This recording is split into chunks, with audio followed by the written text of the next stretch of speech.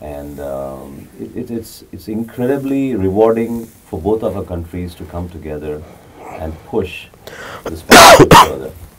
You know, at a time when President Trump and China are going back and forth on an issue of trade, can you share how we hear all of the contentious nature of what that relationship is? How is President Trump viewed in India, and in terms of relations with this White House in particular? Let me think. See, what the way Donald Trump is viewed in India is like, I think whatever he's doing it for his country. Though it will hurt the interests of Indians, or it will hurt the interests of other nations. But what he's doing is definitely it's good for the U.S. That's how we look at it, because that identity politics is quite high on.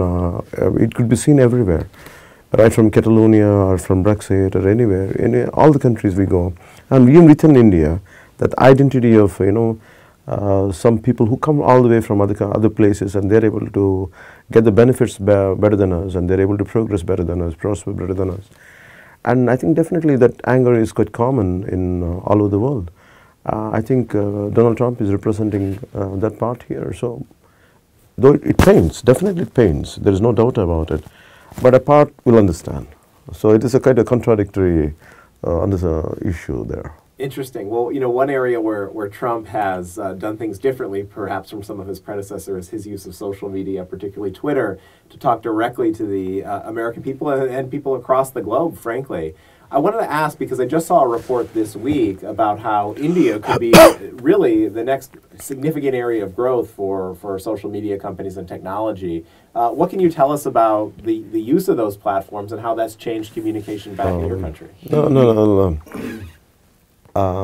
He initiated, his brainchild is recently from party side. He initiated a program.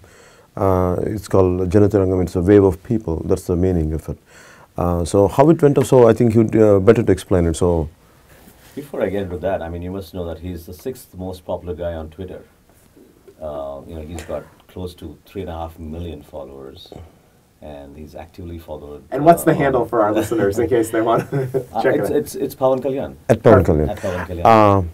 And this program that he just mentioned about in the party, we started a program called Janatarangam, which is waves, acoustic waves, as well as waves, reaching out to people. And it was a knock on every door political campaign. But interestingly, we used technology. And all those knocks on the doors were on Facebook Live. So on a particular day, the president of our party, Mr. Pawan Kalyan, also visited houses at 9:30 in the morning. And, this conversation that went live made people join this incredible revolution back there. And we had almost 30,000 videos on Facebook every day for 5 days. 30,000. And our social media reach figures was just mind-boggling. We did 12 million in 5 days. And we had 396,000 people who uploaded the videos. So it was a tremendous experience. And people are really, because this technology really making people to participate, and they're able to be vocal or verbal about what they feel. And both the party ideology and everything, and we're able to leverage social media in quite an effective manner. See, the biggest, I wouldn't say the biggest, but our core strength is the youth who follow him and believe his ideology and his fundamental beliefs, or values in life. And those are the ones who wanted to express their support of the party in the right way. And social media gave an opportunity for each of them to be part of that process, because as a political party, we may not be able to reach out to every single person. Even if we did, we could not have given them an opportunity to participate in the process. Mm-hmm. But social media allowed each one of them to connect with him. So and end of the evening, he would sit down and make phone calls to whoever performed beyond a normal figure, like 200, 300 calls per day these guys would take, and he would call them and congratulate them. So it was great. It broke all the protocols, I mean the regular political protocols, so which made them to be more straightly connected to us. So that gave us a lot of leverage. And I think social media is going to be very powerful. That's really inspiring, yes. And you make a great point about social media allowing participation. I know the youth probably certainly really enjoy that. Are there any final messages you'd like to share with our listeners before we go? You know, like I said, this partnership is very important for both the countries. And we are here as a young political party to also continue the same friendship and partnership. And we're also here to represent our community, because most of the community members today are feeling a little, I wouldn't say upset, but a little sad at the new administration, the new regulatory controls that came in about immigration and how their families and their children could get affected, especially on the H-1B visa regulations that have come in. So we are here to support our community, give them that strength and confidence.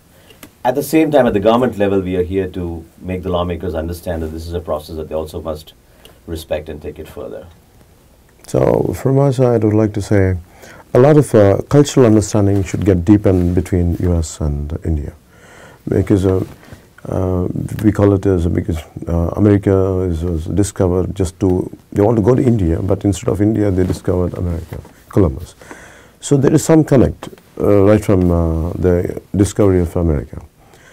A lot of us feel that there should be a lot of cultural exchange programs is very needed before, even to understand, before business to take it to the next level.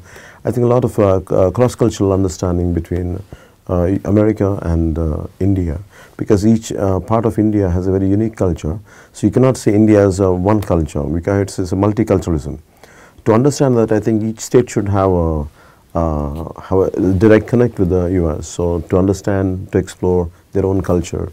And so America will have at least 30 to 40 cultural exchanges, and that would really deeply enrich the prospects.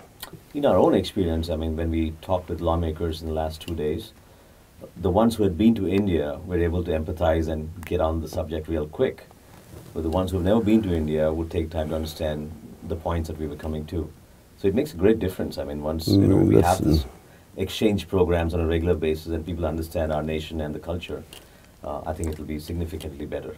Well, it sounds like a good project for the Daily Signal. Maybe Ginny and I can pay a visit to you in India. I know my colleagues from the Heritage Foundation have already. So. We will look forward to that. India really shocks you, because there is a great wealth and a great poverty. At the same time, people don't complain, and somehow they're able to withstand the pain, and the tolerance is quite high. And still they don't want your good, they want their own good. And that's what India talks about. And even when Martin Luther King Jr., when he came to India, that's what he expressed. If the same situation would be prevailing in any other country, it would have led to a bloody war. And how come it does not happen in India? I think that's what anyone can learn from India. Amidst all these disparities, how people are still able to smile and go on with their life without a bitterness on their face and without a single complaint. I think that part, if you understand the soul of India, it's very easy to deepen the relationships. That's what I'd like to add on. Well, thanks to both of you for coming and spending time with the Daily Signal, sharing your story, and to our listeners, encourage you to check out the work that they're doing, and we'll continue to follow it.